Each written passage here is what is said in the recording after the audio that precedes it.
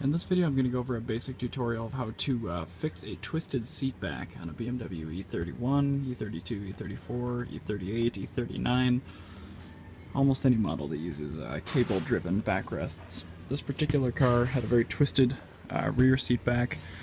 Step one for me was find what position the seat is most flat, because when you do this repair you need to make sure that the seat is even side to side. Unfortunately, it happens to be almost fully reclined in my case. So once you've got that all taken care of, step two is to undo the 4 bolts.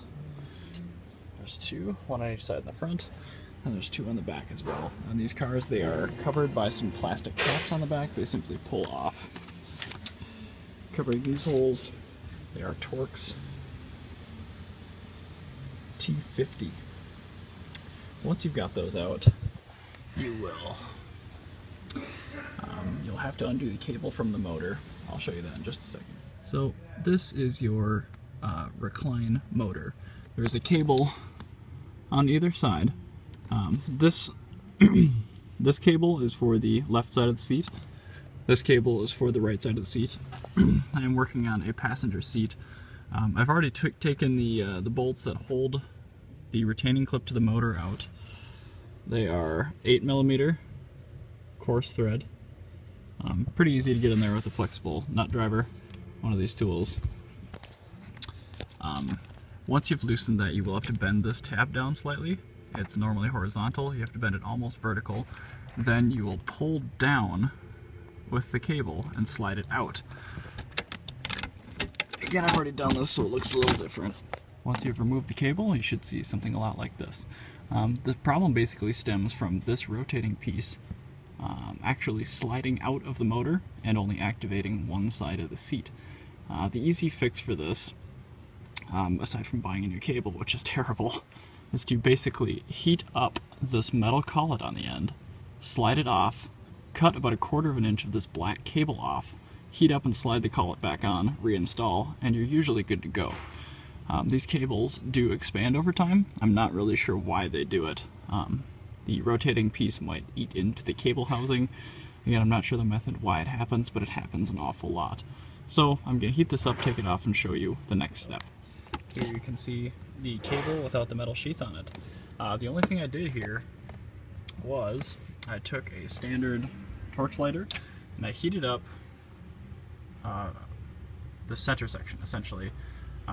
You need to take your time with this. You don't want to melt the cable too badly, but if you put it on just a low heat, it should take no more than 30 seconds to heat it up, and it will just, with a little bit of pressure, it'll start slowly pulling off, and you'll have it.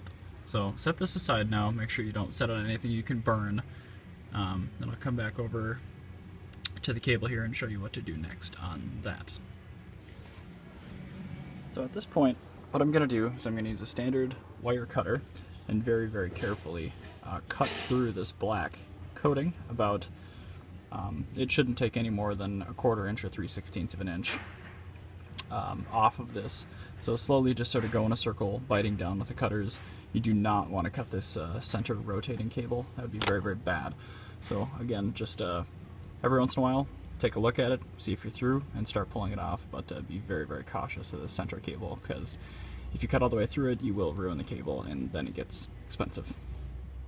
So this took no more than 15 or 20 seconds. I cut about, I don't know, that's about 3/16 or 1/2 inch. I did a little more than I have to.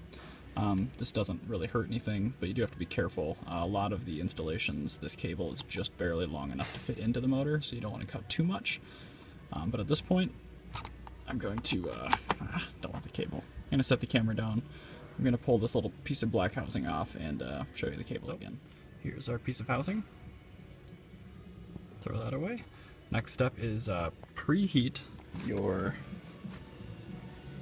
now cooled down collar, and then slowly apply pressure, and this will sink back on. You'll feel a point where it stops, but kind of take note of where you think it should be. Once this is on, you should see a little more exposed center cable than you did before. We should be sitting right around there, which is a huge improvement, and that should solve our problem. So I'm going to heat this up, put it back on, and come back. So here we are, still smoking a little bit, but let this cure for maybe a minute first. Just let it cool all the way back down. You want to make sure that bond between the cable and the studs on this metal piece are in good shape, and you don't want to burn your hand because this is going to be kind of tricky getting it back into the motor, and it's close quarters. So you can give it about a minute to cool down.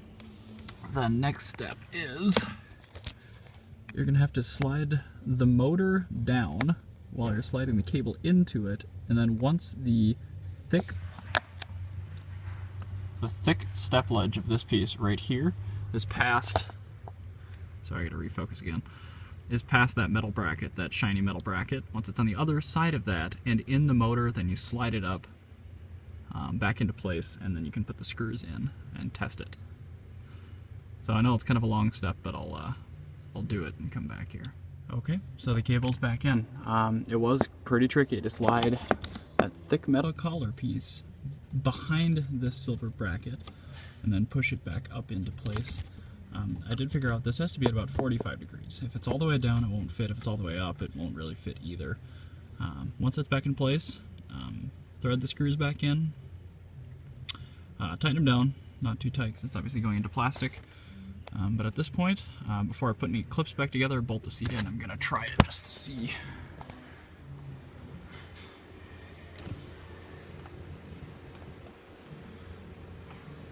And as if by magic, no more seat twist. We're good to go. I know, sorry, it's kind of hard to see, but the seat back is straight. So, job well done. Again, this is, it applies to pretty much every 1988 to 2000, at least 2005, 5 and 7 series. Also applies to some 3 series, maybe X5s. Again, anything that's got a cable-driven seat system. So, hopefully that helped you out a little bit. Don't forget to twist these back into place in that metal bracket. And yeah, enjoy. That should have been hopefully no more than an hour, and basically a free repair. So, thanks for watching.